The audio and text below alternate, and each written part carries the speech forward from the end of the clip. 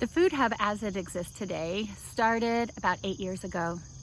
The conversations among farmers at market were like, there's got to be something more than this. Where are the customers? It's only 110 degrees. Where are the customers? It's only a small downpour. Where are the customers? I don't go on vacation. Why do they? Don't they eat? Don't people eat every day? Why aren't they buying our produce? Why are we spending all this time growing produce and taking it home with us? Questions that you as farmers have often probably asked. And so the conversation started among farmers at market, continued among farmers and food system people around coffee, and then finally solidified, and grant applications were made to study the possibility of working together and what that would look like, how that could be. Was there really any interest? And so some of those questions were asked 7-8 years ago, and it was really interesting, the feedback that happened. So out of some huge studies and a lot of money conducted in Kansas City and also in Lawrence, Kansas, the feedback was, yes, there's excess produce. Yes, farmers want to sell it. They want to find the markets. Yes, it's needed. The demand is there with 1.2 million people living in Kansas City alone. And then these two studies also said that maybe Kansas City and Lawrence should work together and join forces. And so at that time, farmers were called to build this thing. Marlon Bates, who is now the director of Extension in Douglas County, and Katie Nixon, who at the time was an extension agent with Lincoln Extension and also a farmer, called interested parties together. And about 8 farmers showed up, and 6 of them stayed with the conversation over the next several months. And out of that, they formed, at that time, what was called Fresh Farm HQ, a farmer-owned, farmer-run cooperative association. They decided to have it always be farmer-owned. They decided that board members would always need to be farmers. And they decided to go after the 1.2 million dining room tables that exist in Kansas City and that are needing food every day. So this year, we are in our 5th year of production, or this year, 5th year of sales. And we have each year grown a little bit.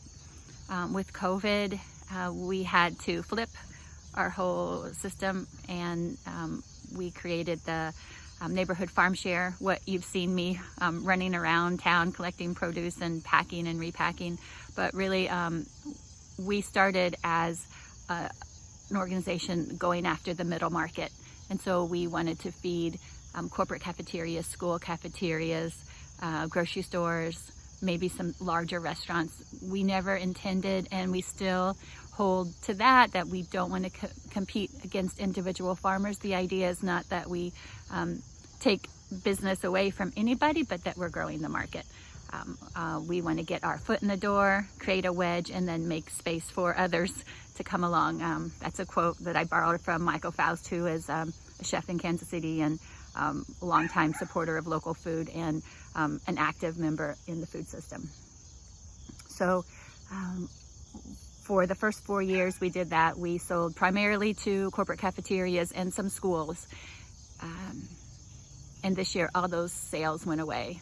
All those customers went away in March when everyone same time lost their jobs and started working from home, and when COVID happened. And so like many others, like many other individual farmers or other organizations, we formed a direct-to-consumer retail system, and ours is based on neighborhoods. So we reached out to the community through social media primarily, and asked who was interested in hosting a drop site. And so we would recruit neighborhood activists pretty much, and invite them to gather up 9 or 10 or more of their neighbors, and that we would deliver contact-free to their front porch, to their driveway, where then people could come and pick up food. If you think back to March, we were worried as a community. We were worried about where our food was coming from.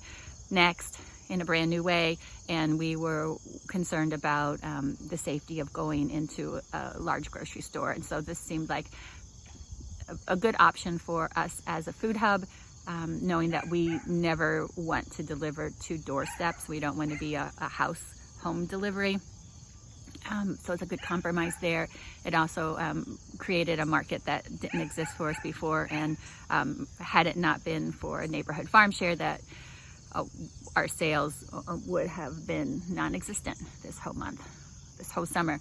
And so because of neighborhood farm share, our sales are up more than they have ever been. In fact, about up over 50% more, and you know, that's just through the end of August. Welcome to KC Farm School at Gibbs Road. We are the Kansas City Food Hub's urban aggregation site. And it should be the urban aggregation site for the hub, because it is in a central location, it is in the city, and this is a place where people have come for years to meet each other, to get training, to get food, to aggregate. So very proud of this work that we're doing now. I'm very proud of the work that has happened here over the past 30 or so, and we are thrilled that we are playing a critical role in Kansas City Food Hub as being the urban aggregation site. Come visit. Here we are at Flavor Market, gluten-free kitchen, and our sub-hub on the east side of town, along 50 highway.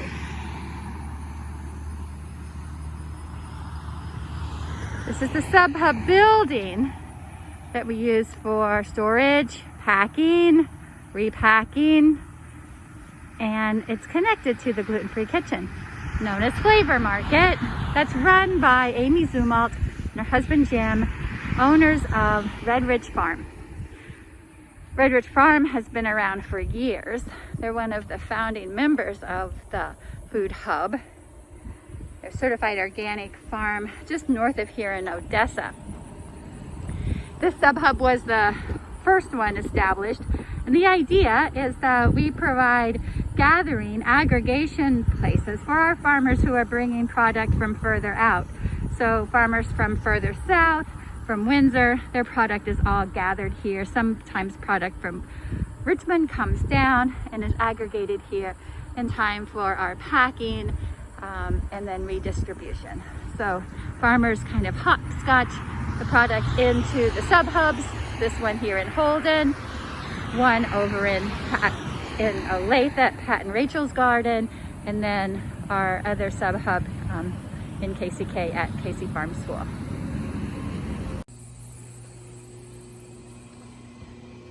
Here we are at Pat and Rachel's garden inside the pack house. Pat and Rachel's a certified organic farm in Olathe and is one of our sub-hubs. KC Food Hub operates on a system of sub-hubs. We don't have a central facility where we aggregate all of our product, but mixed in and among our members, we aggregate. And depending on the time of year, what we're aggregating, and who's got what, we make weekly trips out to the sub-hubs. So I'm taking you here to the field cooler at Pat and Rachel's. I don't think there's anything in here that we need to pick up, but this is Pat and Rachel's space that they provide for us to use. They keep it at 55 degrees.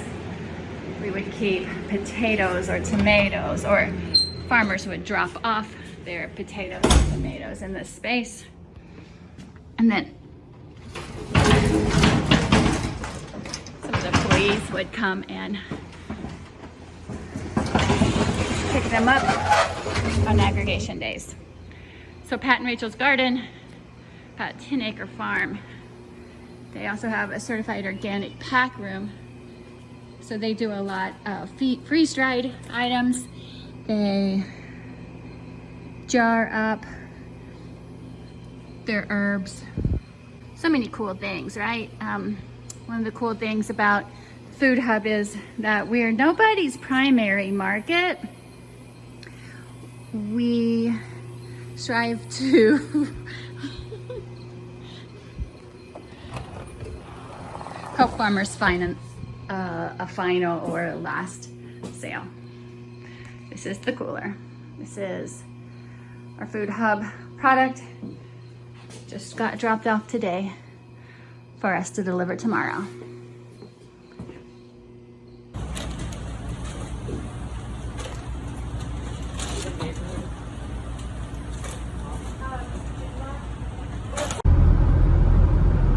Our farmers are all around Kansas City. The furthest out is about 110 miles.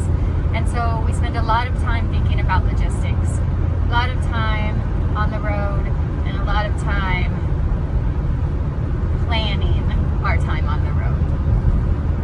So we are currently aggregating 4 days a week and packing 2 days a week.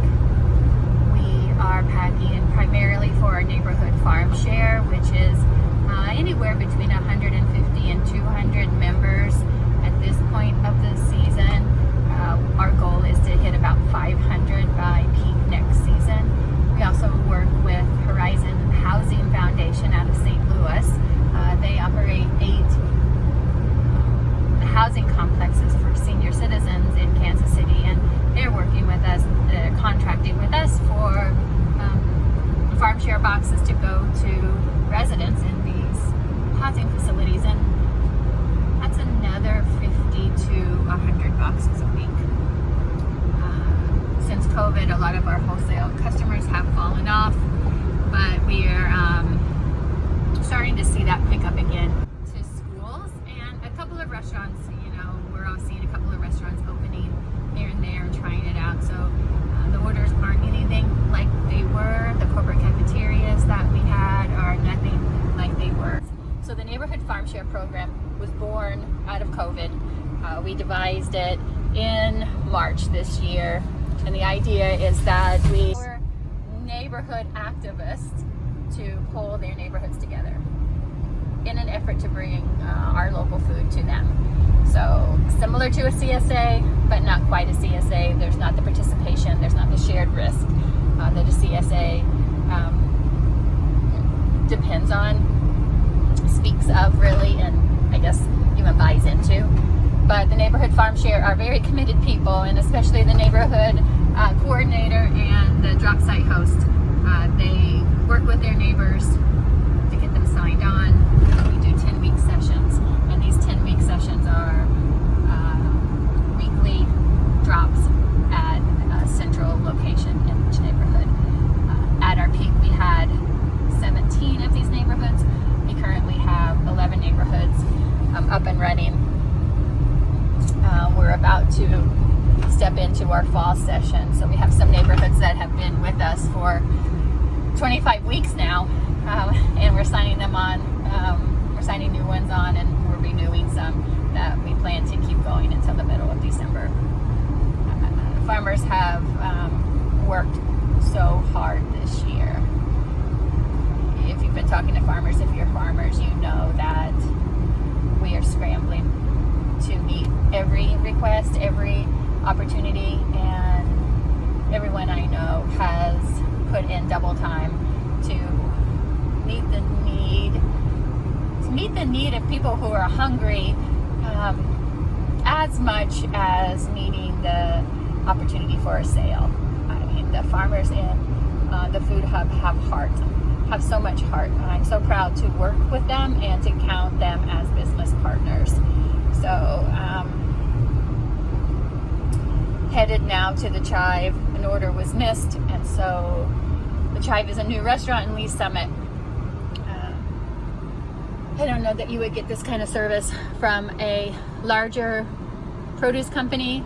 Frankly, I don't know if it makes sense to make a drive from KCK to Lee Summit tonight, but in my mind, we're building relationships here.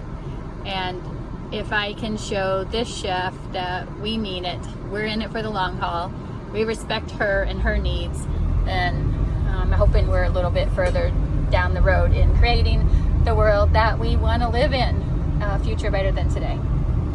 So off to Lee's Summit. Should be a nice drive. So today we are 20 member owners, all farmers, scattered all around, out to about 100 miles of Kansas City, north, south, east, and west. We also work with other farmer groups that are in and around Kansas City, and also in the region. So we work with some farmers over in the Clark County area of Missouri. We work with farmers north and south of town, just always trying to build the network, to build the highway into the city, so that when we need to feed people, even when it's 110 degrees and even when there's a downpour, that food will already be moving to town and farmers will already be in the habit of packing for town. It's by no means perfect. We are still figuring out so many things. We are still learning how to work together. We are still learning what our customers look for and buy. We are still learning how to come together on price. But we're very hopeful. We're hopeful because we've taken some really early steps toward forming relationships that are solid and they're among people who respect each other and know each other. We're also really building relationship with buyers and sharing with people who are not farmers market customers or not CSA customers. Brand new market with these retail outlets, CSA model or the neighborhood farm share model.